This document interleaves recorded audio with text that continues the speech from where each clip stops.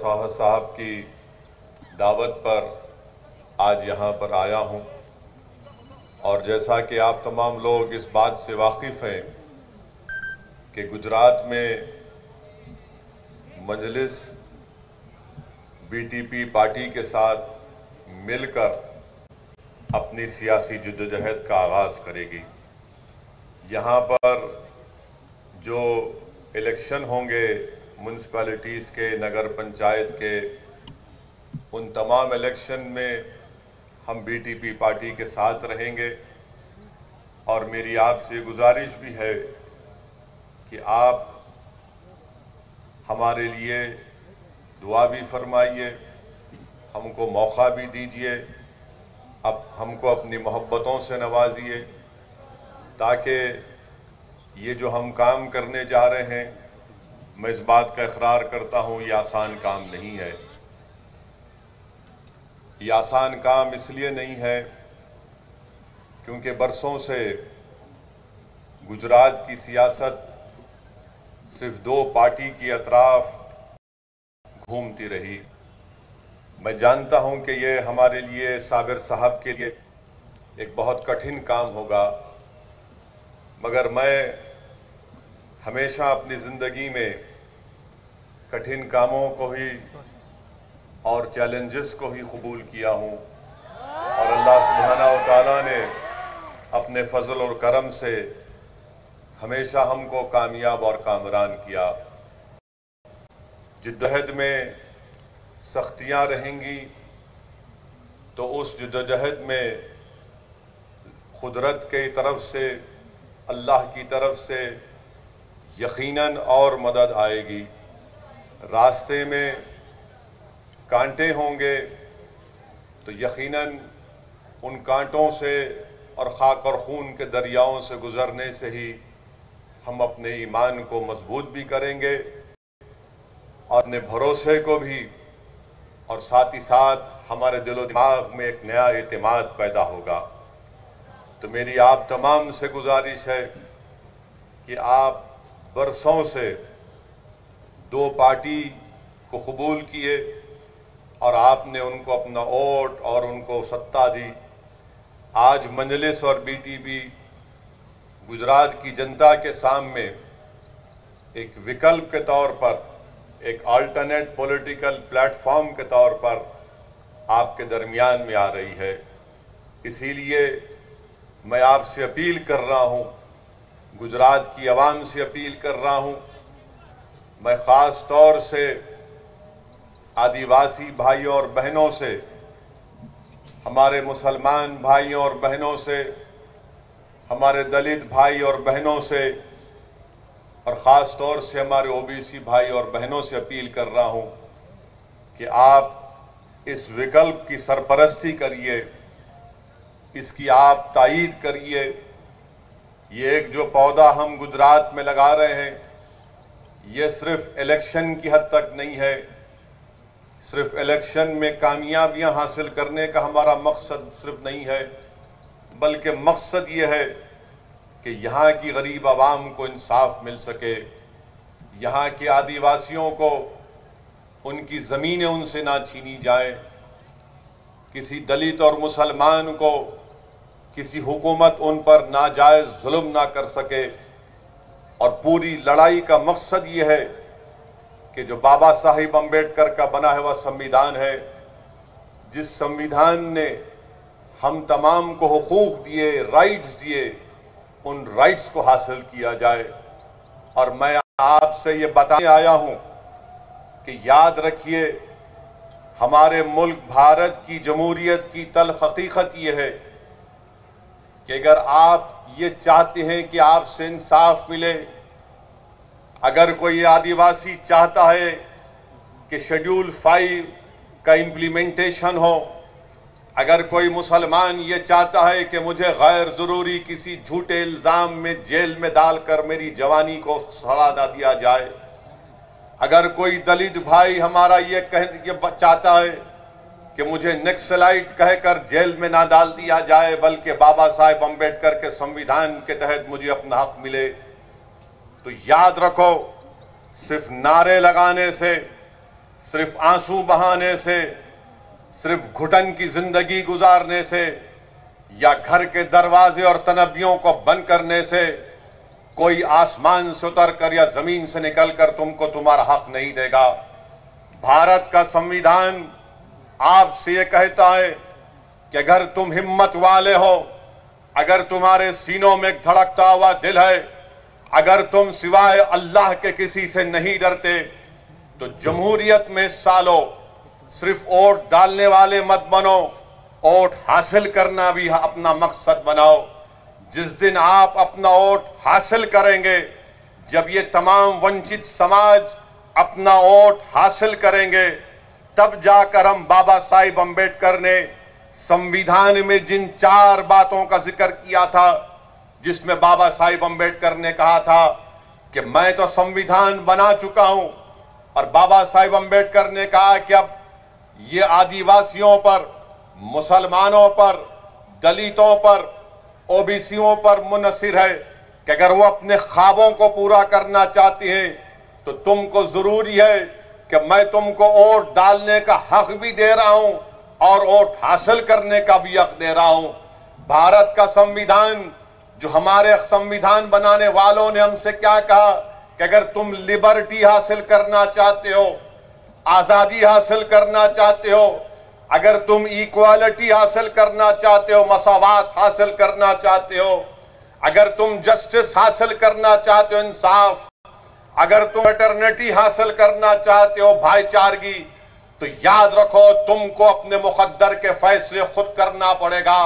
और तुम अपने मुकद्दर के फैसले उस वक्त करोगे जब तुम एक सियासी ताकत बनोगे। तुम सियासी ताकत उस वक्त बनोगे जब तुम अपने वोट से अपने नुमाइंदों को कामयाब करोगे। और कौन तुम्हारे नुमाइंदे होंगे? जो कांग्रेस, बीजेपी और दूसरी पार्टी का नहीं होगा, बल्कि तुम्हारे ही दरमियान से तुम किसी एक दीवाने को या फिर तुम्हारी बहन को तुम जब कामयाब करोगे, वो जब तुम्हारे नुमाइंदे तुम्हारे वोट से कामयाब होकर गुजरात की असेंबली में जाएंगे, तो उनकी जबानों पर ना मोदी का खौफ होगा, ना कांग्रेस का खौफ होगा, बल्कि उनकी जबानों पर तुम्हारी नाइंसाफियों की दास्तानें होंगी, उनकी जबानों पर इंसाफ की मुतालबा होगा। यही पैगाम देने के लिए हम आए हैं, यही पैगाम और हमारा मकसद एक ही है। इसीलिए आज हम छोटू भाई वसावा के साथ खड़े होकर उनसे कंधे से कंधा मिलाकर हम ये लड़ाई लड़ना चाहते हैं। मैं आपसे अपील कर रहा हूं कि आप ना सिर्फ इसमें साथ दीजिए, बल्कि हमारे लिए दुआ करिए। और आपसे अपील कर रहा हूं, याद रखो, जमहूरियत में डरने से कुछ हासिल नहीं होता। जमहूरियत में सिर्फ खामोश बैठने से कुछ हासिल नहीं होता। याद रखो, जो सबसे ज्यादा आवाज लगाएगा उसी की आवाज सुनी जाएगी। जो रोएगा दुनिया उसको और दबाएगी। जो डर जाएगा, इख्तिदार की कुर्सियों पर बैठने वाले उसको और डराएंगे। आप मुझसे सवाल करेंगे कि असदुद्दीन ओवैसी तुम क्या कह रहे हो कि जो डराएगा, जो डरता है उसको और डराया जाएगा, जो रोता है उसको और रुलाया जाएगा, और जो सबसे ज्यादा आवाज लगाएगा तो उसकी आवाज को सुना जाएगा। ऐ भरूच के जियालो, ऐ भरूच के मेरे शेरों जो तुम आज यहां पर जमा हुए, सुन लो मेरी इस बात को, सुन लो मेरी इस बात को। भारत के किसानों ने नरेंद्र मोदी की नींद को हराम करके रख दिया। वो किसान निकल कर आए, वो किसान निकल कर आए, हजारों की तादाद में निकल कर आए, नारे लगाए, दिल्ली को अपना ट्रैक्टर लेकर आया। तो भारतीय जनता पार्टी जिसके पास 300 एमपी है, आज वो परेशान है, टाई टाई उनकी हो रही है कि कैसे किसानों से मुकाबला किया जाए। वही इत्तेहाद के मजाहरे, वही जमहूरियत के मजाहरे आपको अब गुजरात में करना पड़ेगा, क्योंकि नरेंद्र मोदी, बीजेपी जानती है कि संसद में, विधानसभा में इनके पास इतनी ताकत है कि जो लोग चुन कर जाते हैं वो गूंगे बन जाते हैं, जिनको वोट डालकर भिजाया जाता है वो अंधे हो जाते हैं, बहरे हो जाते हैं। इसीलिए जमहूरियत आपसे मुतालबा कर रही है। अंबेडकर का संविधान तुमसे कह रहा है कि अगर तुम जिंदा कौम हो तो हरकत करो, हरकत में बरकत है। तुम्हारी खामोशी दुनिया को पैगाम दे देगी कि तुम जिंदा कौम नहीं हो। जिंदा कौम का मतलब यह है कि जिंदगी का सबूत देना है। मैं हमारे आदिवासी भाइयों से कहना चाहूंगा कि भारत के संविधान में जयपाल सिंह मुंडा ने जो कुर्बानियां दी हम उनको सलाम करते हैं। यही जयपाल सिंह मुंडा थे जिन्होंने आदिवासियों के लिए शेड्यूल 5 का जिक्र संविधान में किया था। मेरे अजीज दोस्तों और बुजुर्गों, ये हमारी लड़ाई हमारी बका की लड़ाई है। ये हमारी लड़ाई हमारे संविधान को बचाने की लड़ाई है। हमारी लड़ाई इस मुल्क में अमन को मजबूत करने की लड़ाई है।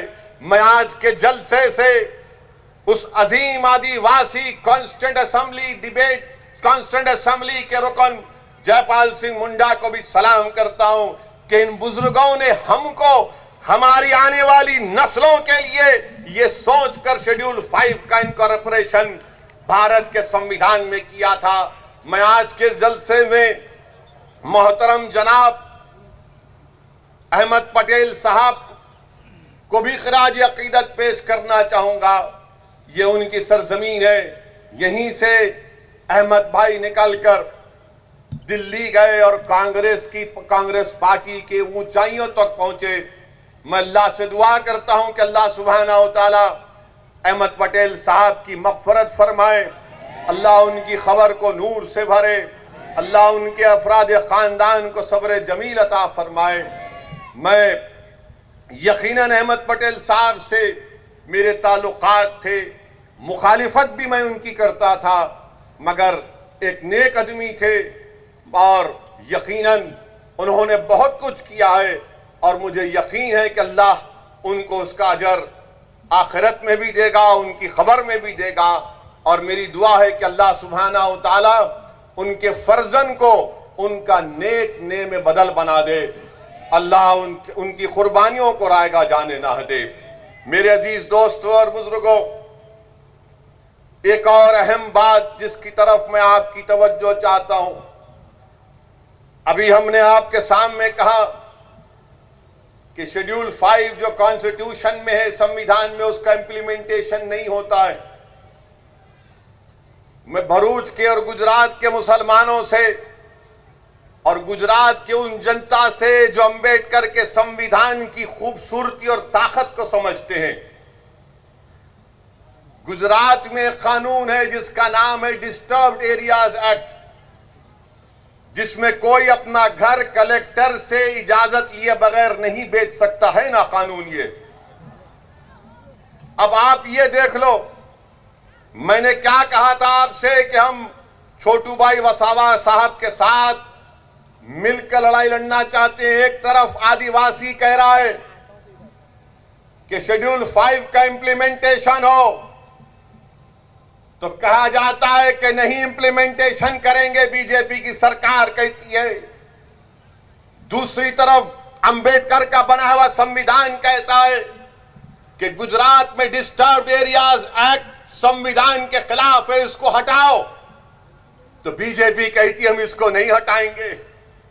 मैं अपना घर और दुकान नहीं बेच सकता हूं और तुम वहां पर शेड्यूल 5 का प्रोटेक्शन आदिवासियों को नहीं दोगे, उनकी जमीनों पर कब्जा करोगे। 121 गांवों को इको सेंसिटिव आपने करार दे दिया, पानी आपने निकाला हमारी जमीनों को लेकर और आदिवासी गांव तक पीने का पानी मुहैया नहीं किया जाता।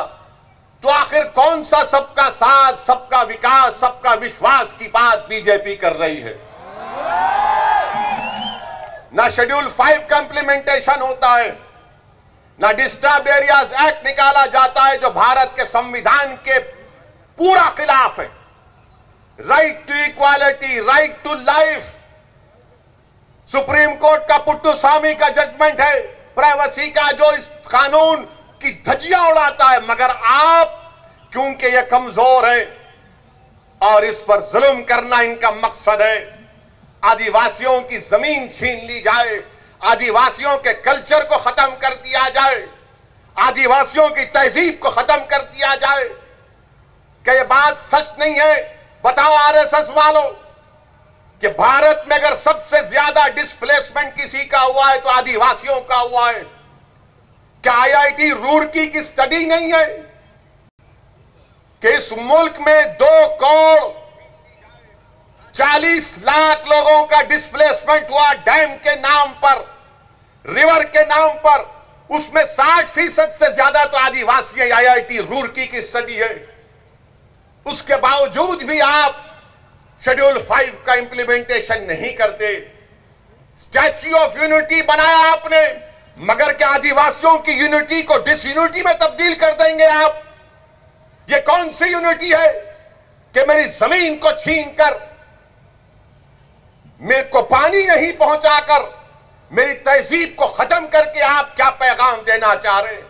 मगर मैं गुजरात के मुसलमानों को पैगाम दे रहा हूं, मैं आपको पैगाम दे रहा हूं कि सीखो आदिवासियों से कि बीजेपी की हुकूमत 25-26 साल से इस सरजमीन पर, यहां पर बरसों से आरएसएस ने अपना काम किया, मगर उसके बावजूद भी मैं छोटू भाई वसावा साहब आपको सलाम करता हूं कि आपकी और आपके समाज ने आपके 2 एमएलए को जिताया यहां पर।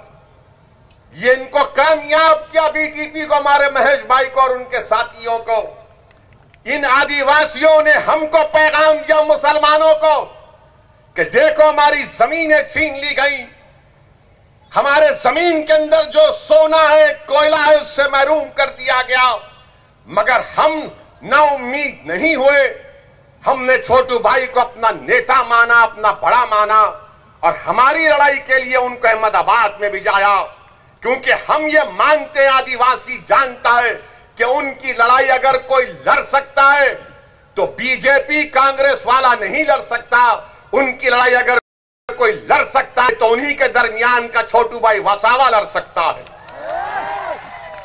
मेरे अजीज दोस्तों और बुजुर्गों, ये हमको सीखने की जरूरत है। यकीनन मेरे इस जुमले से बहुत से लोगों को तकलीफ होगी, मगर मेरा मकसद यह है कि सच्चाई को बयान किया जाए और आपके दिलों में एक जोश को पैदा किया जाए, एक फिक्र दिया जाए आपको, ताकि जब आप यहां से उठकर जाएंगे तो एक पैगाम और फिक्र लेकर जाएं। मेरे अजीज दोस्तों और बुजुर्गों, मैं छोटू भाई वसावा साहब के घर पर आज हम निकलने से पहले, हमको मीडिया के लोग आते हैं, माशाअल्लाह से पूरे भारत में अगर कोई बदनाम है तो ये दीवाना आपके सामने जो खड़ा हुआ। मीडिया के लोगों को लगता है कि इस दाढ़ी वाले का सर पे जिसकी टोपी है उसका इंटरव्यू लेंगे तो उनका टीआरपी बढ़ता है।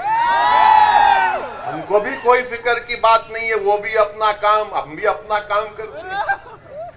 मगर हमसे आज एक अजीब सवाल किया गया।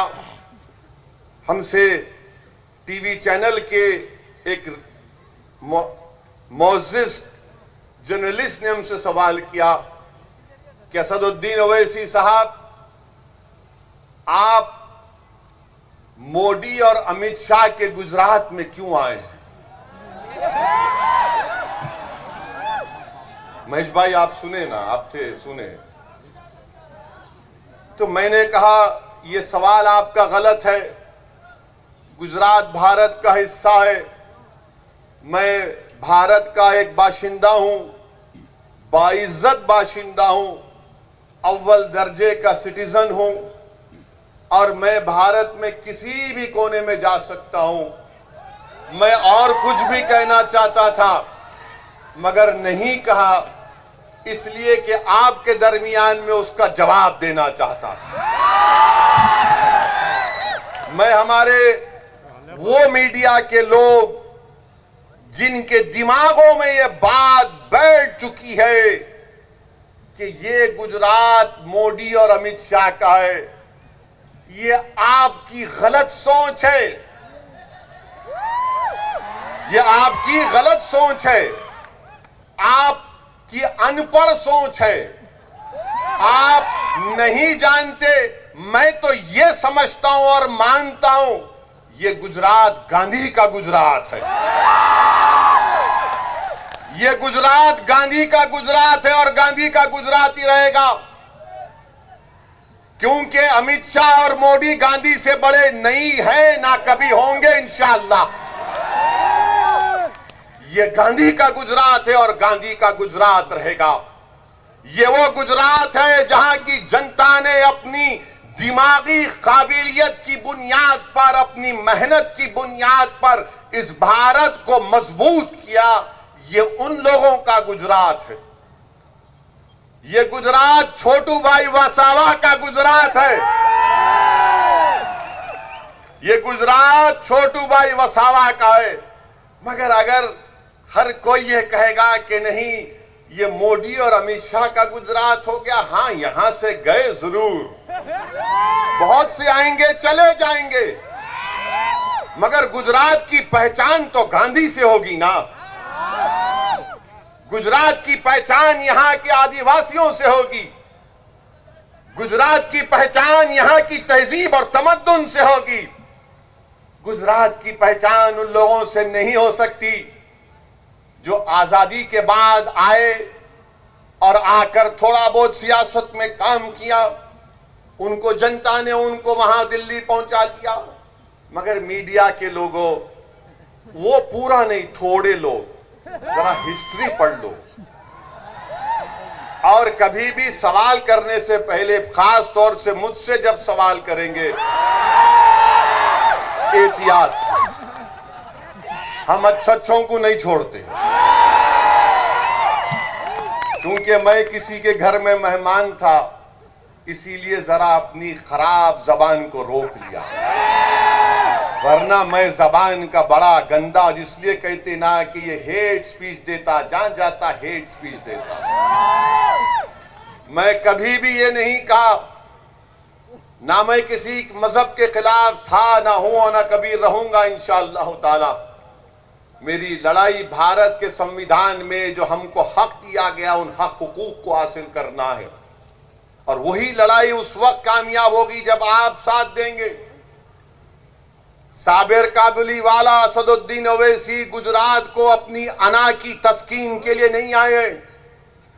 इम्तियाज जलील, वारिस पठान अपनी मकबूलियत में इजाफा करने के लिए गुजरात को नहीं आए। हम गुजरात को इसलिए आए ताकि पूरा वंचित समाज एक हो जाए। इस वंचित समाज का एक्सप्लॉयटेशन, इस्तेसाल हो रहा है। मैं गुजरात को इसलिए आया हूं कि तुम्हारे दरमियान में मुझसे ज्यादा काबिल किसी को अल्लाह लीडर बना दे, जो सच्चाई के साथ गुजरात की विधानसभा के में जाकर गुजरात की विधानसभा के दरों दीवारों को इंसाफ का नाम लेकर उन दीवारों को हिला कर रख दे। ये मेरा मकसद है, ये हमारा पैगाम है। इसीलिए मेरे अजीज दोस्तों और बुजुर्गों, मुत्तहिद रहिए और मजलिस और छोटू भाई वसावा की बीटीपी पार्टी का साथ दीजिए। हमारा मकसद एक ही है कि ये जो दो पार्टियां गुजरात में चल रही हैं, ये मामू भतीजे की पार्टी है, कांग्रेस बीजेपी। ये मामू भतीजे हैं। तू मेरी पीठ खुजा, मैं तेरी पीठ खुजाता हूं। ये कांग्रेस वाले अब मीडिया हमसे एक बार सवाल किए कि कोई आपको बोलता बी टीम है, आप फुला करते। मेरे भाई, आप जानते हैं मुझसे बेहतर कि पिछले विधानसभा के चुनाव में कांग्रेस के जितने विधायक जीते थे, उसमें से 12 बीजेपी में भाग गए। मेरे से पूछ के गए थे, या छोटू भाई वसावा के पास बैठकर बातचीत करके गए थे। ये तो मोदी अमित शाह से पहले से मिले हुए थे। ये इनका अंदर का रिश्ता है, इनका अंदर का कनेक्शन है। कांग्रेस और बीजेपी ऐसा है ना कि 3G से 4G, ये दोनों उतना ही। ये कभी अलग नहीं हो सकते। याद रखो आप मेरी बात को। गुजरात की जनता को आज एक विकल्प की जरूरत है। उस विकल्प और जो एक पॉलिटिकल वैक्यूम है, उस पॉलिटिकल वैक्यूम को हम पूरा करना चाहते हैं। बहुत से मसाइल हैं मुसलमानों के, आदिवासी के, दलित भाई और बहनों के, ओबीसी समाज के, मगर याद रखिए अगर हर कोई जीत कर रूलिंग पार्टी में जाकर कूद जाएगा तो उन गरीबों का कोई फायदा नहीं होगा। मैं आपको बता रहा हूं कि अगर कोई ये समझता है कि मैं एमएलए बन गया, मैं रूलिंग पार्टी के साथ चला जाऊंगा तो मेरा कोई फायदा हो जाएगा, नहीं होगा। क्यों नहीं होगा? उसकी मिसाल तुम्हारे सामने छोटू भाई वसावा है। 7 बार के एमएलए, कई बार इनको एनकाउंटर करने का ऑर्डर निकला, जेल की सलाखों में डाला गया, मगर मैं फिर से आदिवासियों को सलाम करता हूं कि उन्होंने दीवार की तरह, एक शीश पिलाई हुई दीवार की तरह अपने लीडर का साथ नहीं छोड़ा और कहा कि सत्ता की जरूरत नहीं है। छोटू भाई वसावा और महेश भाई, तुम जाओ असेंबली में जाकर हमारी लड़ाई लड़ो, हमारे दिलों में जो छुपा हुआ गम है उसको बयान करो, हमारे आंख में आंसू आने मत दो, हमारे बच्चों के हौसलों को बुलंद रखो। तुम लड़ाई लड़ो, जीत हार तो ऊपर वाला तय करेगा, मगर मर्दानगी वो है जो इख्तिदार के सामने खड़े होकर उनकी आंख में डालकर कहे कि नरेंद्र मोदी, तुम्हारा CAA का कानून, तुम्हारा ट्रिपल तलाक का कानून, तुम्हारा UAPA का कानून ये संविधान के खिलाफ है। हिम्मत और हौसला हक को बयान करने का मकसद एक ही है ताकि तुमको पैगाम मिल जाए कि जब अगर कोई 2 MP भी हो और बीजेपी के 300 हो तो मोदी की हुकूमत के सामने सच्चाई को बयान करने के लिए जो काम गांधी ने किया था कि सफेद फार्म हुकूमत के उस गलत कानून को गांधी ने फाड़ा, तो तुम्हारा ये दीवाना बीजेपी के 300 MP के सामने CAA कानून को फाड़ के रख दिया। ये काम करना है, मिनिस्टर बनना, गाड़ी पर टाई टाई लाल लाइट आ जाना, ये हमारा मकसद नहीं है। 70 साल से इन्हीं लोगों ने हमको धोखा दिया। तुम्हारा वोट लिया, दिल्ली गए, तुमको धोखा दिया, तुम्हारा वोट लिया, गुजरात की विधानसभा में गए, 2002 का फसाद हुआ तो गूंगे बनकर बैठे रहे। इसीलिए मेरे अजीज दोस्तों और बुजुर्गों, मेरी इज्जतदार मां और बहनों, इत्तेहाद को पैदा करिए। हां, इस बात को तैयार हो जाइए कि मेरे आज और छोटू भाई वसावा साहब के हमारे इस जलसे के बाद कल से तमाम के तमाम ये जितने दल्ले हैं, ये जितने चमचे हैं, ये जितना मुर्दार का इंसान का गोश्त खाने वाले गीबत शुरू करेंगे। तो देखो वो भड़काऊ भाषण दिया था, वो ऐसा बोला था। अरे याद रखो, मेरी तकरीर में एक पॉइंट भी कोई संविधान के खिलाफ नहीं है, ना है ना रहेगा। मैं थोड़ा बहुत कानून जानता हूं और कानून का लिहाज करना ये मेरी जिम्मेदारी है। कानून की इज्जत करना ये हम तमाम की जिम्मेदारी है। और वही कानून हमसे कहता है कि जब तुम अवाम के दरमियान में जाओ तो सच्चाई को बयान करो, अल्फाज को चाप कर बयान मत करो। ये हमसे नहीं हो सकता, ना कभी हुआ है ना कभी होगा इंशाअल्लाह ताला। अहम बात जो आपके सामने रखना चाहूंगा मेरे अजीज दोस्तों और बुजुर्गों, मजलिस के ताल्लुक से हम बिहार का इलेक्शन लड़े तो जैसा हम बिहार में गए सब शुरू हो गए, बैंड बाजा पार्टी शुरू हो गई कि देखो ओवैसी आया है, मजलिस आई है और मजलिस वोट काटेगी। हम 20 कैंडिडेट लड़े, 20 में 5 हमारे कामयाब हुए। और कहां से कामयाब हुए? बिहार में, सीमांचल की सरजमीन से। बिहार में सबसे पसमानदा इलाका, बल्कि पूरे भारत का अगर कोई पसमानदा इलाका है तो सीमांचल का इलाका है। वहां की गरीब जनता ने हमको आशीर्वाद किया, हमको अपनी मोहब्बतों से नवाजा और हमको कामयाब किया। जब मजलिस के मुखालिफ लोग सीमांचल में मजलिस के खिलाफ पैगाम और मुहिम चला रहे थे, तो वहां पर हमारी मां और बहनों से मुलाकात की और कहा उन मुखालिफीन ने कि मां तू किसको वोट देगी? तो उस मां ने कहा पतंग छाप को वोट देंगे। बोले कौन पतंग छाप? तो उस मां ने कहा जिसके सर पे गोल टोपी है उसको वोट देंगे। तो उन मुखालिफीन ने कहा अरे वो तो सत्ता में नहीं आएगा। तो उस मां ने कहा सुनो इस बात को, उसीलिए तो उसको वोट दे रहे हो, उसको सत्ता से मोहब्बत नहीं, उसको इंसाफ के लिए लड़ना है, उसको हमारी आवाज बनना है। ये काम आपको करना है। आपने सबको मिनिस्टर बनाया, मंत्री बनाया, संतरी बनाया, ये तमाम के तमाम कंत्री निकले।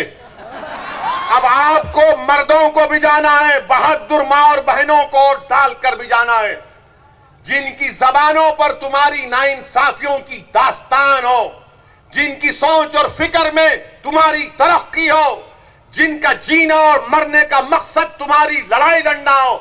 इसीलिए मैं आपसे कह रहा हूं कि जिस तरह बिहार की जनता ने मजलिस के 5 उम्मीदवारों को कामयाब किया, मेरी आंखें वो दिन देख रही हैं इंशाअल्लाह ताला हम छोटू भाई वसावा के साथ गुजरात में इंशाअल्लाह ताला अपनी एक सियासी हैसियत को बनाएंगे और एक ताकतवर हैसियत को बनाएंगे यहां पे इंशाअल्लाह ताला। मेरे अजीज दोस्तों और बुजुर्गों, 20 सीट 5 हम जीते, 9 पर कांग्रेस और आरजेडी कामयाब हुए, 6 पर एनडीए कामयाब हुई। और वो 6 जो एनडीए कामयाब हुई, उनका जो कुल वोट था हमारे वोट से बढ़कर था। जब मैंने ये तमाम चीजें डाल दी तो ये लोग जो डरते हैं ना, जो मजलिस की मुखालिफत क्यों करते हैं, वो इसलिए करते हैं कि वो हमेशा तुमको गुलाम बनाकर रखना चाहते हैं, तुमको डरा कर रखना चाहते हैं, तुमको खौफ दिलाकर रखना चाहते हैं कि अगर तुम हमसे हटकर किसी को वोट दोगे तो तुम्हारी जिंदगी को खतरा, अगर तुम हमसे हटकर किसी का साथ दोगे तो तुम्हारी मस्जिद को खतरा, अगर तुम हमसे हटकर किसी को वोट दोगे तो तुम्हारा जीना मरना या तुम्हारे इलाके में डेवलपमेंट नहीं होगा। मेरे भाई याद रखो मेरी इस बात को, मैं भी थोड़ा बहुत उलेमाओं के पैरों के पास बैठकर उनकी जबान से सुनाऊं कि जब हशर के दिन अल्लाह सबको जमा करेगा, जिसमें तुम और हम भी शामिल होंगे, उनसे पूछा जाएगा कि बताओ तुमने दुनिया में कितने दिन गुजारे। उन तमाम से पूछेगा रब्बे करीम, तो सब पुकार कर कहेंगे अल्लाह एक दिन गुजारा था हमने।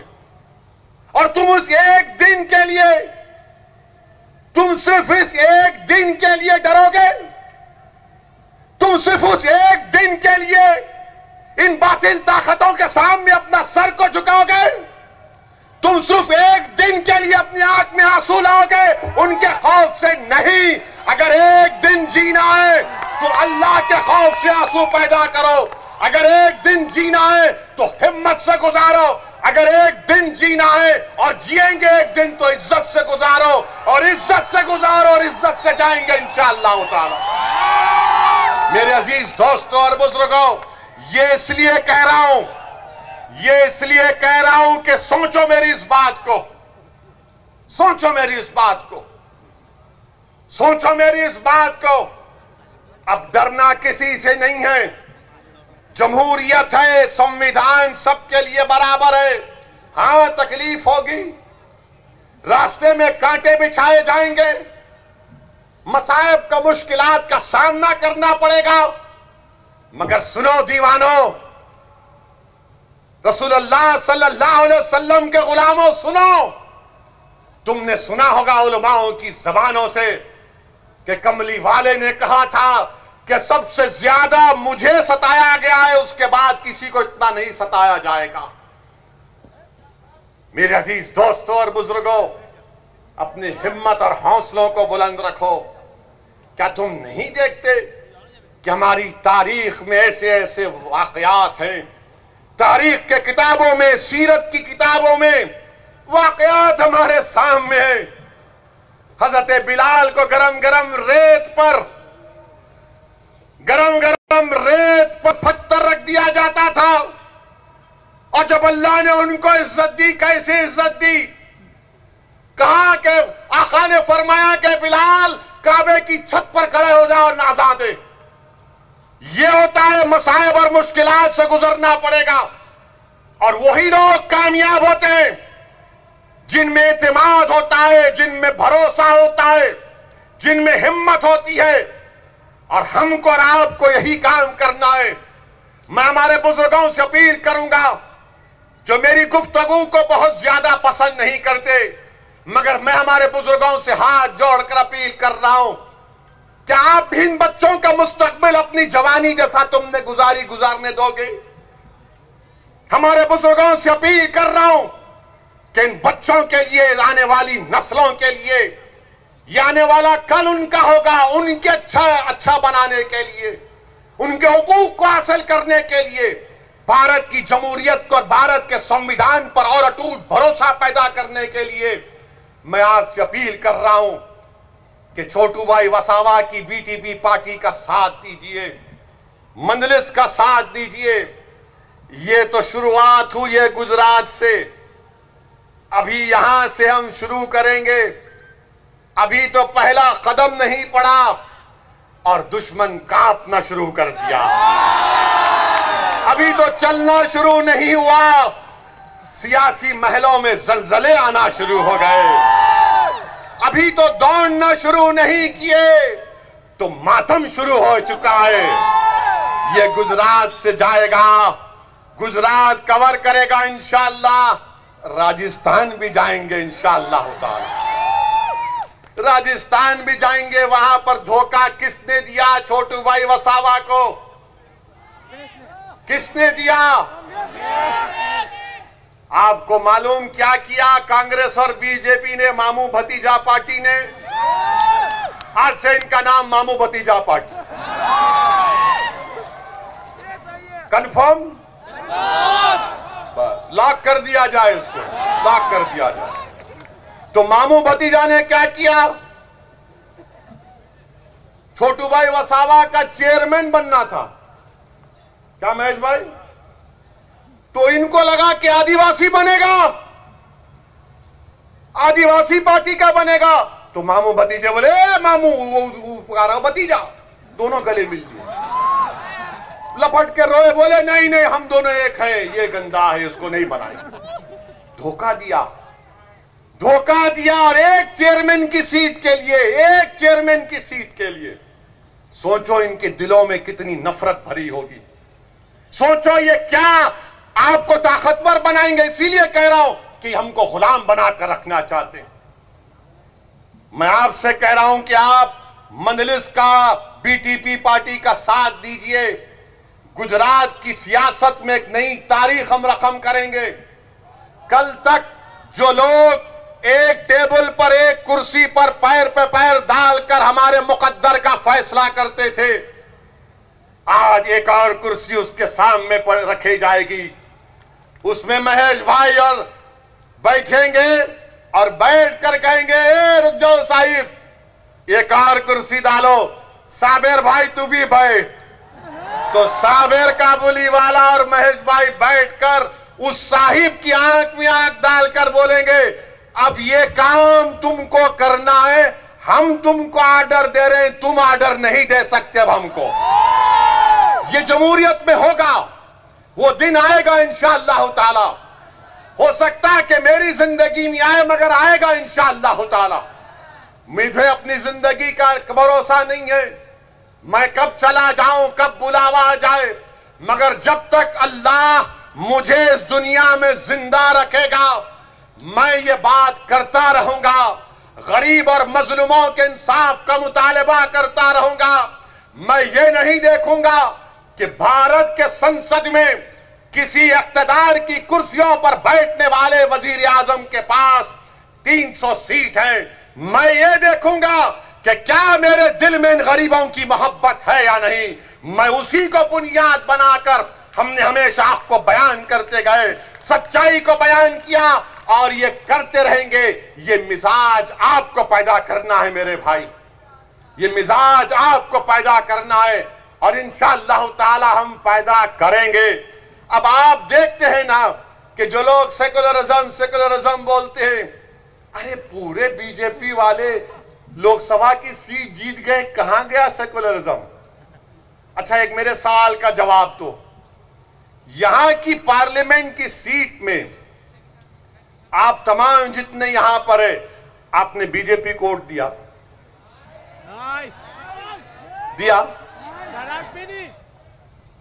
किसको वोट दिया आपने? कांग्रेस को दिया ना, मामू भतीजा को दिया ना, शर्मा ने बोल दिया ना। कैसा जीत गया मामू भतीजा? फिर अभी सोचे तुम कभी कैसा जीत गया? मेरे भाई, इसीलिए कह रहा हूं, वंचित समाज एक हो जाओ, वंचित समाज एक हो जाओ।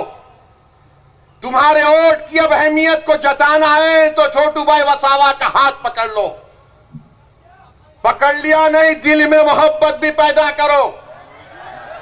यह सिर्फ सियासी मोहब्बत नहीं बल्कि दिल में मोहब्बत पैदा होना चाहिए, क्योंकि देखने वाला देखे कि हां, ये मुसलमान गुजरात का जब किसी का हाथ थामता है तो सिर्फ हाथ नहीं बल्कि अपने दिल को उनके दिल से मिला देता है, अपनी सोच को उनकी सोच से मिला देता है और एक होकर हमको अपने हक के लिए लड़ना है।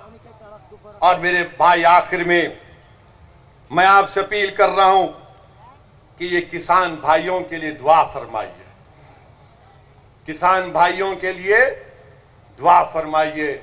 इनके मुतालिबात हक बजानिब हैं। हम भारत के प्रधानमंत्री से भी कहेंगे कि नरेंद्र मोदी ने कहा कि मैं गरीबी से ऊपर आया हूं। हम भारत के प्रधानमंत्री से कह रहे हैं, जब आप खुद कहते हैं कि आप गरीबी से आगे बढ़े, उन किसानों की गरीबी को समझिए। आप किसान जब काम करता है, वो ट्रेड नहीं है, वो बिजनेस नहीं है, वो ऑक्यूपेशन है। इसलिए भारत के प्रधानमंत्री को उनको समझना चाहिए, वो भी गरीब है। वो 2.5 महीने से एहतजाज कर रहे हैं, 100 किसान मर चुके हैं सिर्फ एहतजाज में, आज भी लाखों की तादाद में पुकार रहे हैं। मुझे किसी मीडिया के लोगों ने कहा वो एक किसान नेता रो दिया और पूरे किसान निकल कर आ गए। मैंने कहा कि जब गरीब और मजलूम बेबसी की आलम में रोता है तो कुदरत हुक्म करती है कि जाओ उस मजलूम का साथ दो, और जिसके दिल में गरीबों की हमदर्दी नहीं होती उस पर गरीब की आंसुओं का कोई असर नहीं पहुंचता। मेरे अजीज दोस्तों और बुजुर्गों, हम किसानों के साथ हैं। ये अन्नदाता हैं, ये हमको खाना खिलाते हैं, ये मेहनत करते हैं, खेत में जाते हैं, बंजर जमीन को वहां पर उसको नरम करके बीज बोते हैं, फसल को उगाते हैं और पूरे भारत के दस्तरखानों पर खाना खिलाते हैं। इनसे आज जो किया जा रहा है वो ठीक नहीं किया जा रहा है, वो बहुत गलत हो रहा है, बहुत गलत हो रहा है। इनको बुलाना चाहिए, देश के प्रधानमंत्री को अपने घर में बुलाना चाहिए, और जिस तरह हमारे देश के प्रधानमंत्री ने ओबामा को चाय डालकर पिलाया था, अच्छा किया। हमारा मेहमान है, जो भी आता है उसको उसकी खातिर तवाज़ो करना चाहिए। हम देश के प्रधानमंत्री से उम्मीद करेंगे वो तमाम किसानों को अपने घर पे बुलाएंगे, अपने हाथ से उनको चाय और बिस्किट खिलाकर कहेंगे कि जाओ, आज से तुम खुश रहो, तुम पे जो कानून है हमने उसको माफ कर दिया, रिपेल कर दिया उस कानून को। भारत के प्रधानमंत्री को दरिया दिली दिखाना जरूरी है। इन किसानों के गम को समझने की जरूरत है। और जो हमारे मीडिया के दोस्त ने सवाल किया था कि आप गुजरात को आए हैं, मोदी और शाह के गुजरात को आए हैं, मैं मीडिया के हमारे लोगों से कहना चाह रहा हूं, होम मिनिस्टर भारत के शाह साहब हैं। एक साल में दिल्ली में लॉयर्स का, वकीलों का एहतजाज हुआ, पुलिस को मारे, वहां पर झगड़ा हुआ, CAA का प्रोटेस्ट हुआ, दिल्ली में फसाद हुआ, 50 से ज्यादा लोगों की जानें चली गई, 20 से ज्यादा मसाजिद को नुकसान किया गया, जलाया गया। अब फिर दिल्ली में 26 जनवरी को गड़बड़ हुई है। ये 56 इंच का सीने की सरकार है, कई की सरकार। मीडिया वाले आके बोलते 26 जनवरी को ऐसा हुआ, बोलो क्या बोलना है। Mister Owaisi, 26 January violence happened, what is your comment. अरे हम ही दूल्हे नजर आते आप जाकर ये क्यों नहीं पूछते होम मिनिस्टर साहब से, शाह साहब बताओ क्यों हुआ गड़बड़। ये नहीं पूछेंगे, नहीं पूछेंगे, इसलिए नहीं पूछेंगे, पूछेंगे तो क्या होगा, हमारा क्या होगा। नहीं नहीं नहीं, इससे पूछते, दाढ़ी वाले से, ये दाढ़ी वाले से पूछेंगे जिसके सर पे टोपी है। मगर जो होम मिनिस्टर है उससे नहीं पूछेंगे कि एक साल में इतनी 3 गड़बड़ क्यों हो गई। अरे क्या जाति जाने दो ना, मगर नौकरी किस लिए कर रहे हैं। नौकरी तो सवाल पूछने के लिए कर रहे हैं ना। मगर ये मीडिया वाले भी जानते हैं मार्च के बाद इनकी पूरों की नौकरियां जा सकती, क्योंकि देश में इकॉनमी नहीं है, बड़े बड़े टीवी चैनल अखबारात में पैसा नहीं है तनख्वाह देने के लिए। उनको देखो सर हिला रहे हैं, सही कह रहा है, बोल रहे हैं, वो जानते हैं बहुत से मीडिया के लोगों की नौकरी जाने वाली है मार्च के बाद।